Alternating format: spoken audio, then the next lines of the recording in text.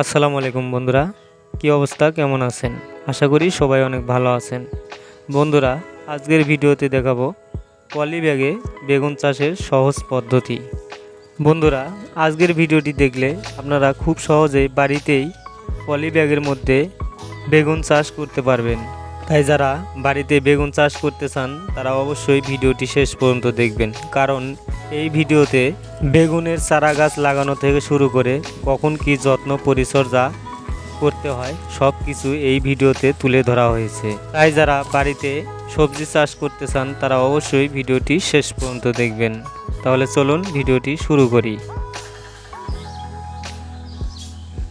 বন্ধুরা, এখন যে মাটি ভর্তি পলি ব্যাগগুলো দেখতে পাচ্ছেন, এগুলিতে আমি শশা চাষ করেছিলাম।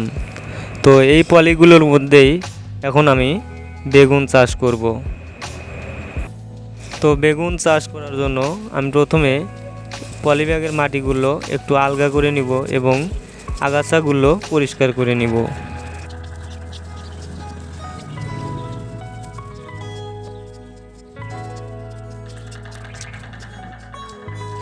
বন্ধুরা, এই বেগুনের চারাগুলি এবার পলি ব্যাগের মধ্যে লাগিয়ে দিব। তো এগুলি আমি বাজার থেকে 1 টাকা দরে এনেছি।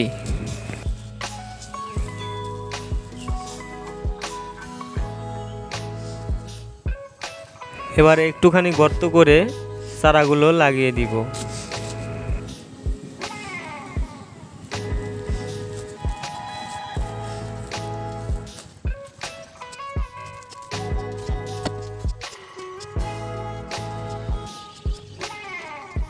গাছগুলো লাগানো শেষ। এবার গাছের মধ্যে একটু করে পানি দিয়ে দিব।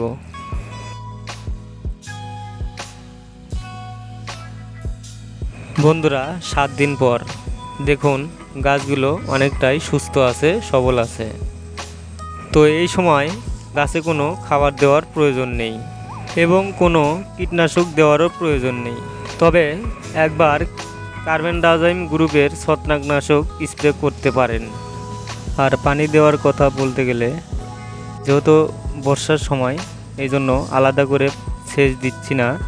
ঘন ঘন যেহেতু বৃষ্টি হচ্ছে, তো বৃষ্টি না হলে 1 দিন পর পর সকালে অথবা বিকালে পানি দিতে হবে। বন্ধুরা, ফিরে আসলাম 35 দিন পর। দেখুন গাছগুলো অনেকটাই বৃদ্ধি পেয়েছে। তো আজকে এই গাছের মধ্যে কিছু খাবার প্রয়োগ করব। তো এই 35 দিনের মধ্যে আমি যে যত্ন পরিচর্যা করেছি তা হলো গাছের মধ্যেকার আগাছা পরিষ্কার করেছি এবং গাছের বয়স যখন 20 থেকে 25 দিন তখন একবার ছত্রাকনাশক এবং একটি কীটনাশক ব্যবহার করেছি। ছত্রাকনাশক হিসেবে আমি ব্যবহার করেছি কার্বেন্ডাজাইম গ্রুপের ছত্রাকনাশক এবং কীটনাশক হিসেবে ব্যবহার করেছি ইমামেকটিন বেনজাইট এবং ইমিডাক্লোপিড এবং ইমামেকটিন বেনজাইট, এই দুটি মিলিয়ে একটি কীটনাশক পাওয়া যায়, সেটিকে আপনারা ব্যবহার করবেন। এটি ব্যবহার করলে একদিকে ডগা ও ফল ছিদ্রকারী পোকার আক্রমণ হবে না, অন্যদিকে সাদামাছি সহ অন্য শোষক পোকার আক্রমণ হবে না।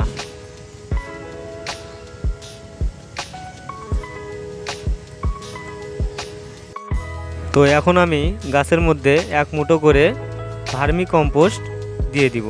তো আপনারা চাইলে এর সাথে কিছু রাসায়নিক সার দিতে পারেন, যেমন ডিএপি, পটাশ এবং টিএসপি। আমার গাছগুলোর এখনও স্বাস্থ্য ভালো আছে, তাই আমি রাসায়নিক সার ব্যবহার করব না। তবে গাছের 25 দিন বয়সে একবার পিজিআর স্প্রে করেছিলাম। আপনাদের গাছগুলোর যখন 25 থেকে 30 দিন বয়স হবে তখন অবশ্যই একবার পিজিআর স্প্রে করবেন। প্রতি লিটার পানিতে 2 মিলি হারে বিকেলবেলা স্প্রে করবেন।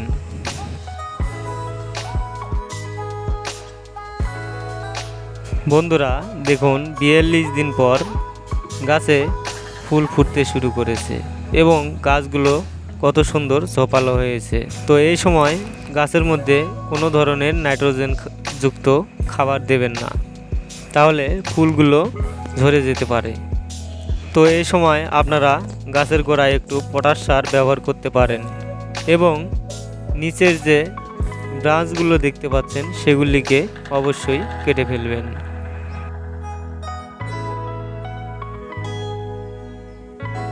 বন্ধুরা 55 দিন পর দেখুন গাছগুলোতে বেগুনের গুটি ধরেছে।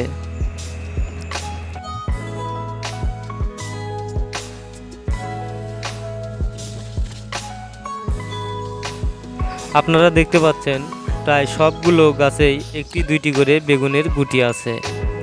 তো এখন থেকে বেগুনের ডগা ও ফল ছিদ্রকারী পোকা দমনের জন্য অবশ্যই আমাদের নিয়মিত কীটনাশক স্প্রে করতে হবে।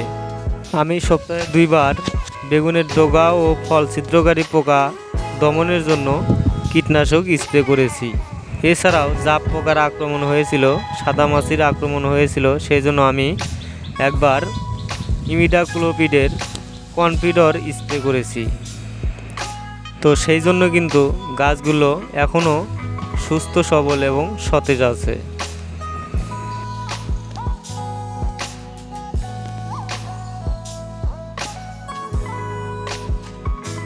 তো বন্ধুরা এই সময় গাছে খাবারের খুবই প্রয়োজন, তাই এই সময় গাছের মধ্যে খাবার প্রয়োগ করতে হবে। তো আমি 1 থেকে 2 মুঠো করে ভার্মি কম্পোস্ট গাছের গোড়ায় দিয়ে দিচ্ছি।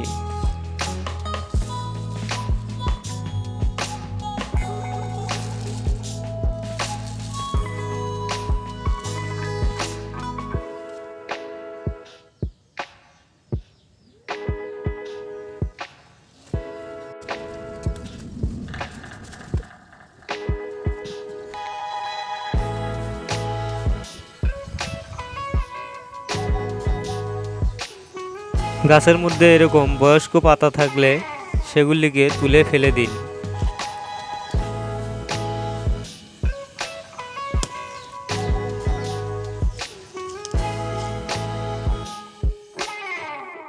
বন্ধুরা ফিরে আসলাম 65 দিন পর।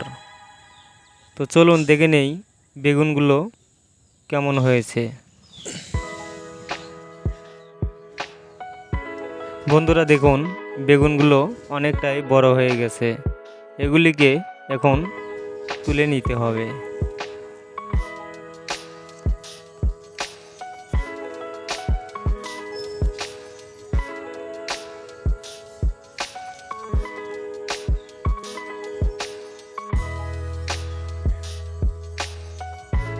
তো বন্ধুরা এখন বেগুনগুলো তুলে নিব, তবে তার আগে বেগুনের গাছগুলো একটু পরিষ্কার করে নিব।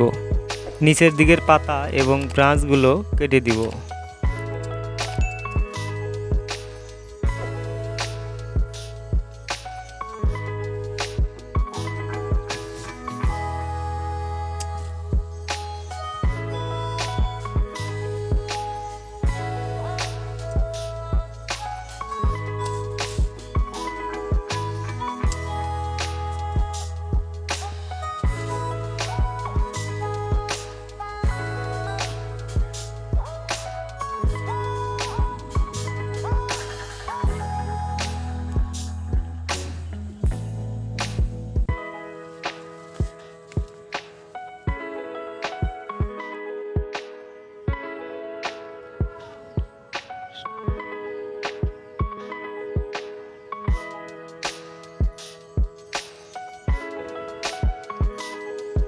বন্ধুরা আশা করছি বেগুন চাষের ভিডিওটি আপনাদের ভালো লেগেছে, তাই ভিডিওটিতে একটি লাইক দিন।